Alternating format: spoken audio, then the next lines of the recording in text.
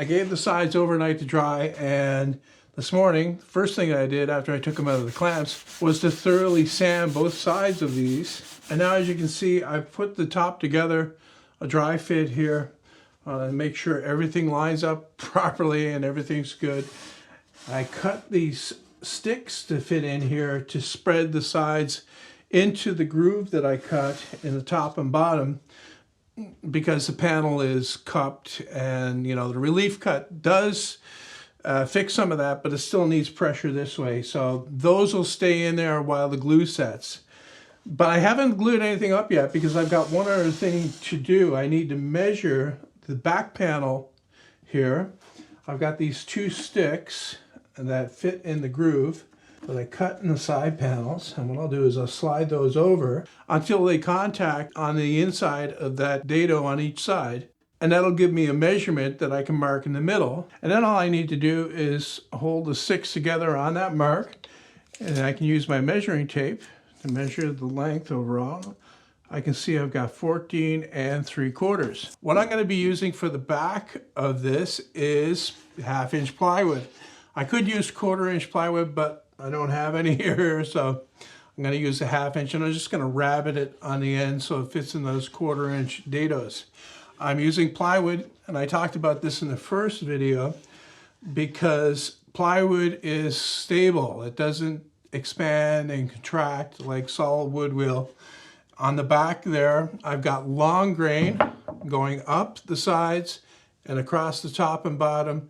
Those dimensions do not change hardly at all. It's microscopic, actually, the change that can happen. Whereas all of the expansion and contraction in the upper part of that unit is across from front to back, because that's the way all the grain is oriented. So I'm just going to cut this down to 9.5 inches tall, and then I'm going to cut it down to that 14 3/4 that I measured on the cabinet itself.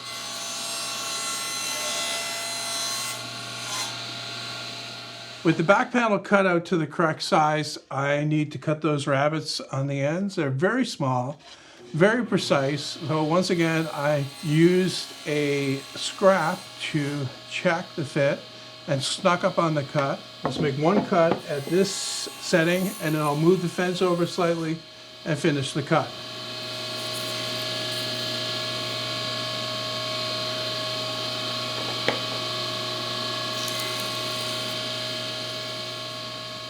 Okay, now with those rabbets cut, I can take it over here and slide it in and see how well it fits. And because I already made a sample, I know that it's going to be pretty good, and it looks perfect actually.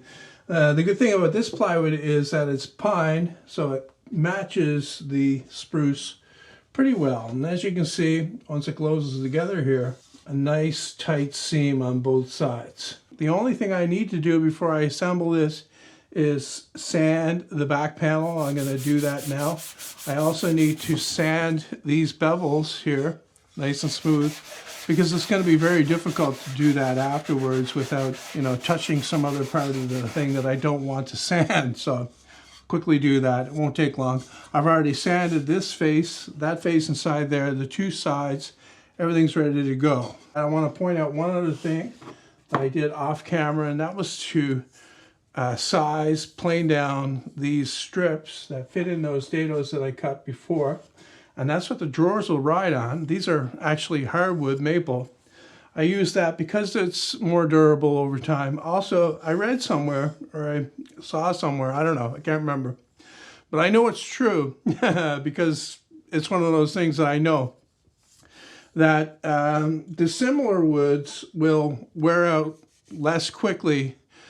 So if you use two different types of wood for sliding on each other, they'll last longer. They won't wear out as quickly. So I've got these.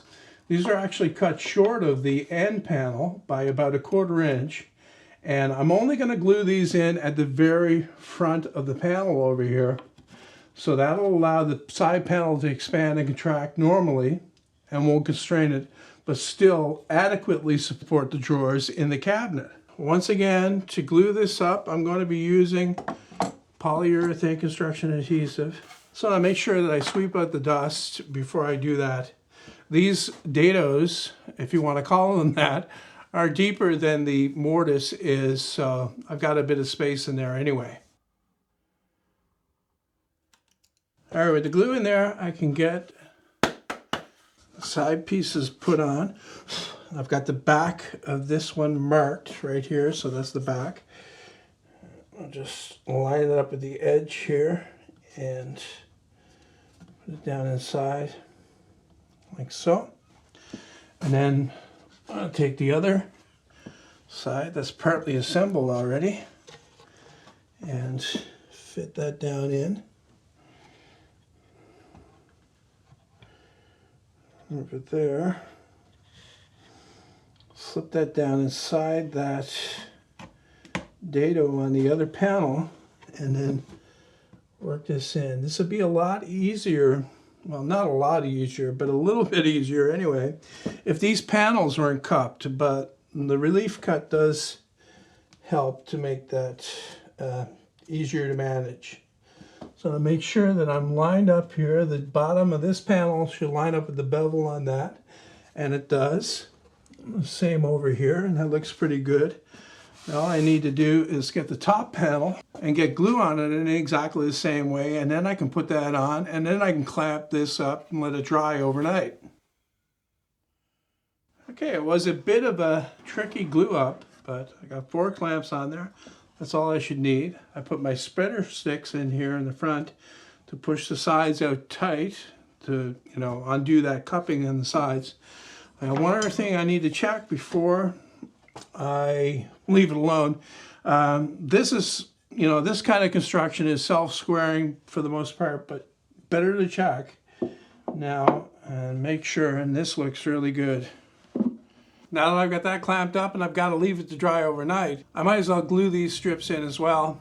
I'm just going to glue the first inch of these so that'll allow the side panels to expand and contract with seasonal moisture changes.